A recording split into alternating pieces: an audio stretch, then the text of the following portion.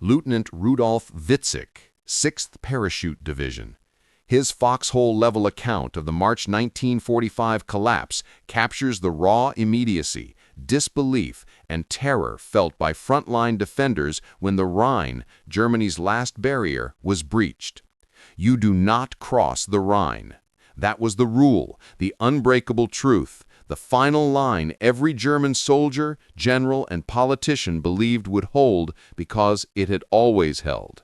For centuries, the Rhine River had been more than water. It had been a fortress, a moat carved by nature, guarded by centuries of warfare, and watched by every empire that rose and fell on its banks. Think about the sheer weight of that belief. You do not cross the Rhine. Not as an invader, not as an enemy, not without paying a price so steep that most armies simply chose another route. Even Napoleon respected it. Even the Kaiser fortified it. And in 1945, with the Third Reich collapsing from east and west, the Rhine wasn't just a defensive line, it was the last defensive line. The final promise Hitler repeated to his people, his generals, and himself. The enemy will not reach the Rhine, and if they do, they will never cross it. German propaganda declared the river impassable. German officers assured their men that the bridges would hold. German engineers insisted that every crossing was prepared for demolition. And across every radio, across every newspaper, across every whispered battlefield rumor, the message was identical. You do not cross the Rhine. But in March 1945, one moment, one bridge, one accidental miracle changed everything. And on that day, Hitler discovered that the Allies had done the impossible.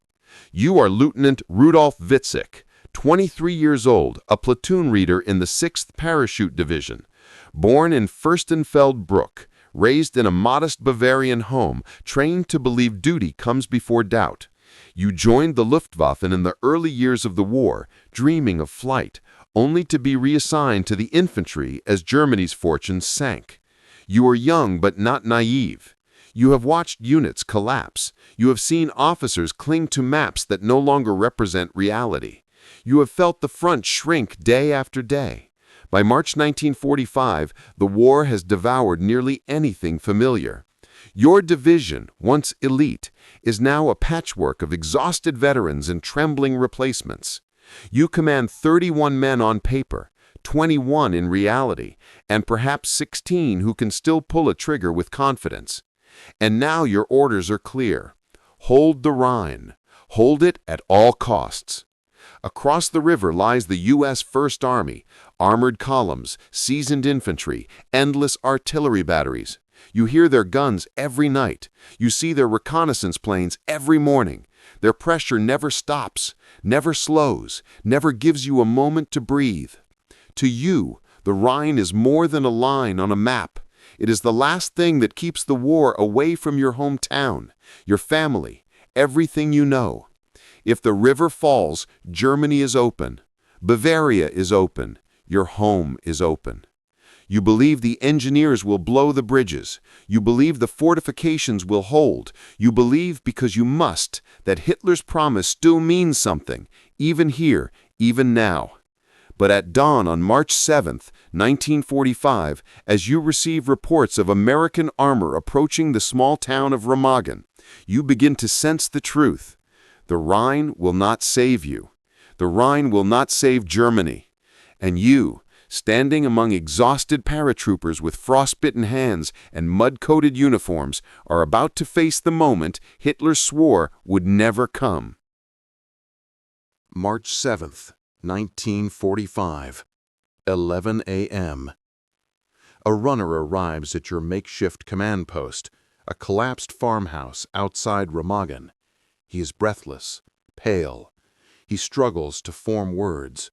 "Sir, the Americans, they've reached the Ludendorff Bridge." Your stomach tightens.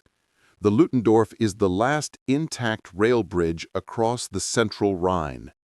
Nearly 1,000 feet of steel, built in 1916, reinforced in 1944, loaded now with enough explosives to send it crashing into the river, if the Allies get too close. You grab your field glasses and step outside into the cold, gray midday light. The sky stinks of cordite and damp earth. Artillery thuds somewhere beyond the hills, distant but relentless. You turn toward the river, and you freeze. American tanks, M4 Shermans, 2, maybe 3 dozen of them, are rolling down the slope toward Remagen. Infantry swarms behind them, trucks, jeeps, half-tracks, a column stretching nearly a mile. They move fast, too fast. Your first thought is disbelief. Your second is fear. Your third is the rule. If they reach the bridge, the engineers will blow it. They must blow it. You sprint back to your platoon, shouting orders, adrenaline burning through exhaustion. Your men scramble into positions around the town's northern edge. Machine gun nests behind ruined walls, riflemen in collapsed barns, a lone Panzerfaust team crouched under fallen timber. You radio to battalion headquarters. The Americans are approaching the bridge. Request confirmation. Has demolition been authorized? Static. A long, terrible hiss. Then, it will be done. Hold them off for 5 minutes. 5 minutes. You repeat the order to your men. Some nod. Some swallow hard. Some close their eyes and whisper names. They know what 5 minutes means. They know what happens when explosives detonate under a steel structure. They know they will be deafened, perhaps concussed, perhaps killed by the shock wave. But they also know the rule. The Rhine must not be crossed. 11 a.m., 10 minutes, 1,500 yards. The first Shermans enter Remagen's outskirts. Their engines rumble like rolling thunder. You feel the vibrations through the ground. Your MG-42 gunner opens fire, 900 rounds per minute of brutal, bone-shattering metal. Tracers slice across the road. American infantry scatter, diving behind stone fences and overturned carts. The Shermans keep coming. You shout, "Panzerfaust team, distance!" 1,500 yards. Too far, too exposed. But they wait. You wait. You count the seconds. The Shermans fire. A shell smashes into a farmhouse 30 meters to your right. The roof explodes. Dust and debris rain down. Your ears ring. One of your men stumbles, disoriented. Another shell. Closer. You taste grit between your teeth. 11:13 a.m., 1,200 yards. "Now!" you yell. Your Panzerfaust team moves. The 2 men, Schneider and Failing, dart out from behind the rebel, sprinting through the open, mud splashing under their boots. A Sherman turret swings toward them. You scream, "Down!" The tank fires. A geyser of earth erupts 20 feet behind them, close enough to knock Schneider off his feet. Failing drags him upright. They keep running. The Shermans close the distance. 1,200 yards, 900 yards, 700 yards. 11:15 a.m. The first shot. Failing plants his feet, raises the Panzerfaust, aims. You hold your breath. He fires. The fiery projectile streaks across the road, 200 meters, 150, 100. It hits. A Sherman's left track erupts. Metal buckles. The tank lurches sideways, useless, trapped. Your men cheer. The Shermans answer with fury. A shell crashes through the barn where your machine gun team is positioned. You hear screaming. You hear nothing. You hear only the roaring of American guns. 11:17 a.m. Bridge command. A second runner sprints toward you. Fear is carved into his face. "Lieutenant, the engineers can't detonate. The wiring is faulty. They're trying to reset it." You stare at him. What do you mean, faulty? The charges didn't go off. They're trying again. You look at the bridge. You see Americans rushing toward it. You see your country's last hope standing on steel legs. And you realize the impossible. The Allies might reach the bridge before the Germans can destroy it. 11:20 a.m. 400 yards. American infantry are less than half a kilometer away. Your platoon is reduced to scattered pockets of resistance. 10 men still firing, 5 wounded, 3 dead. Your ammunition is almost gone. Your hands shake as you reload. You call battalion again. Detonate the bridge, now! We're trying! Hold them back! Another 2 minutes! 2 minutes. You look at your men. 2 minutes might as well be 2 hours or 2 years. The Americans are coming in waves now, rifle fire snapping overhead, grenades bursting against stone walls, tanks grinding forward despite losses. You know the truth. You will not stop them. 11:23 a.m. The bridge. You withdraw your remaining men toward the tunnel leading to the eastern end of the Ludendorff Bridge. You hear explosions, small ones, followed by frantic shouting, "Charges failed! Get more detonators! Americans are on the western ramp!" You run onto the bridge, and you see them. Dozens of American soldiers, men from the 9th Armored Division, charging forward across the open approach, dodging machine gun fire, sprinting through splintered wood and twisted metal. Behind them, a Sherman is lining up a shot on the German pillbox guarding the entrance. Your pulse is a drumbeat. Your breath is fire. Your rifle feels heavier than it ever has. You shout to your men, "Form a line! Hold the eastern end!" The bridge trembles when the Sherman fires. The pillbox explodes, stones cartwheeling, flames rising, smoke curling. And then the sound comes. That sound you will remember for the rest of your life. Boots on steel. American boots on the Rhine. 11:26 a.m. Last stand.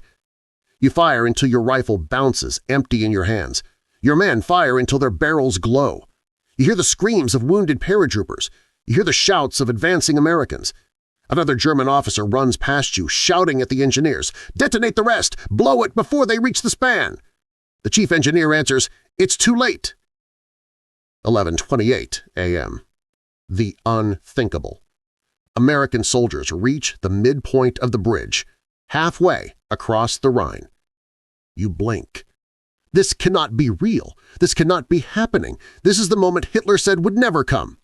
You shout for your men to fall back into the tunnel. Some obey. Some cannot move. Some lie silent and still. American grenades roll across the bridge's surface. Explosions tear through smoke and fog. You stumble into the darkness of the railway tunnel, coughing blood from a shrapnel wound dripping down your arm. Behind you, the sound echoes across the Rhine. American voices. American boots. American victory. The Ludendorff Bridge has fallen. The Rhine has been crossed. Hitler's unbreakable rule is shattered.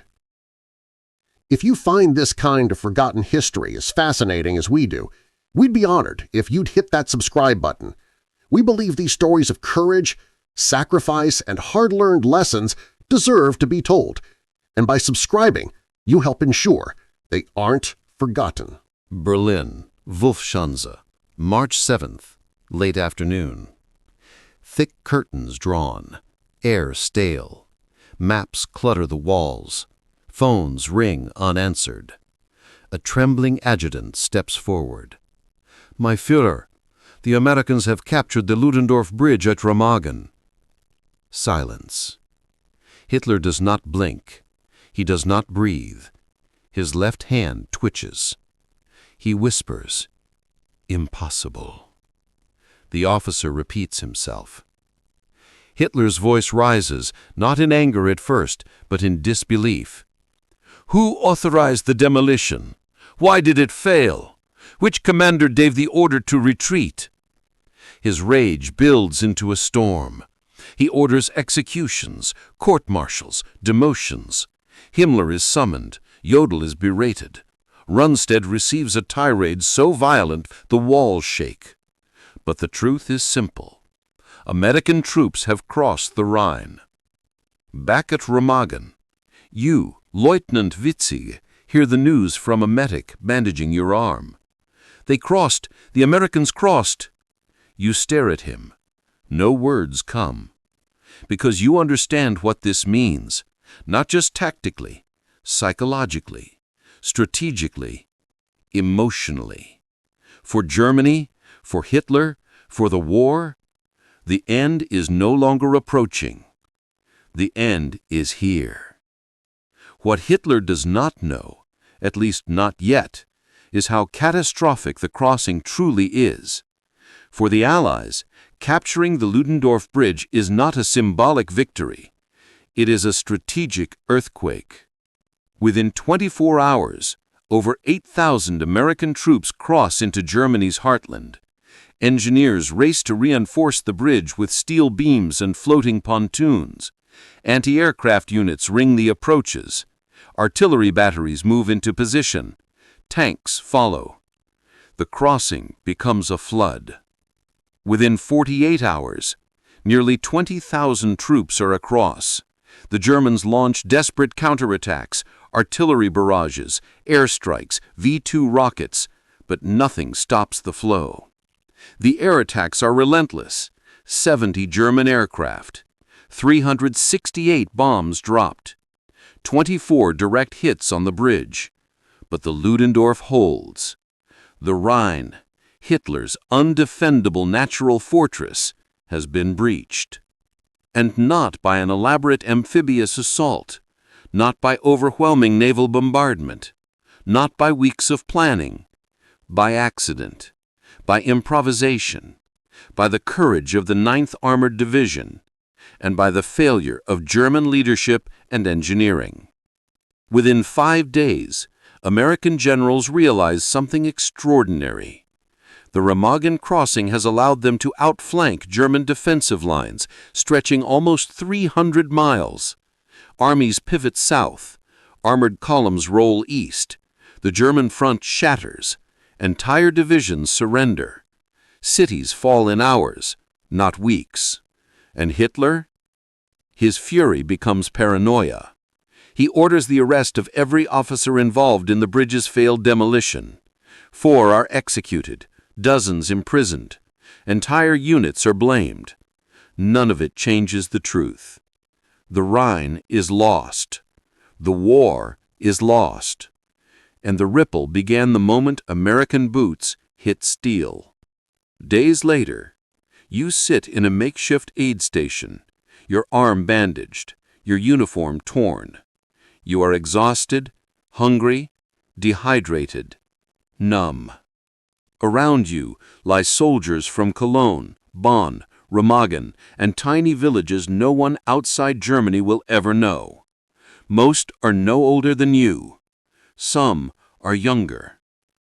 You think of home, of Bavaria, of the friends you lost on the bridge, of the men who never made it out of the smoke. You do not feel hatred. You do not feel heroism. You feel only the weight of a war that lasted too long. When the Ludendorff Bridge finally collapses 10 days later under its own stress, it is too late. By then, over 25,000 Allied troops had poured into central Germany. The breach has become a highway. Victory is inevitable. After the war, you return home. You finish your studies. You work quietly, never seeking attention, never telling your story loudly. Like many German veterans, you carry the memories privately. You passed away in the early 2000s, one of the last living witnesses to the moment Hitler discovered the Allies had crossed the Rhine. And the men who fought beside you, the 16 who survived Remagen, their names fade from official records.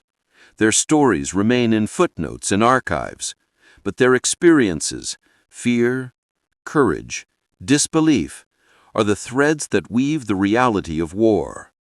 Because history is not shaped only by generals, not only by presidents, not only by dictators in bunkers. History is shaped by men like you, by paratroopers on collapsing lines, by engineers racing against seconds, by tank crews charging across bridges under fire, by the ordinary confronting the impossible. And that is why this story matters. Because forgetting them, forgetting the human beings buried beneath the weight of strategy and maps, means forgetting what war truly is. If this story moved you, please hit that like button. Every click tells the algorithm this piece of history is worth remembering. We're dedicated to rescuing forgotten stories from the archives. If you want to join us on this mission, please subscribe and turn on notifications. Where are you watching from? Drop a comment with your city or state and tell us if someone in your family served. Thank you for ensuring that Rudolf Witzig and the thousands of men who fought at Remagen do not disappear into silence. They deserve to be remembered.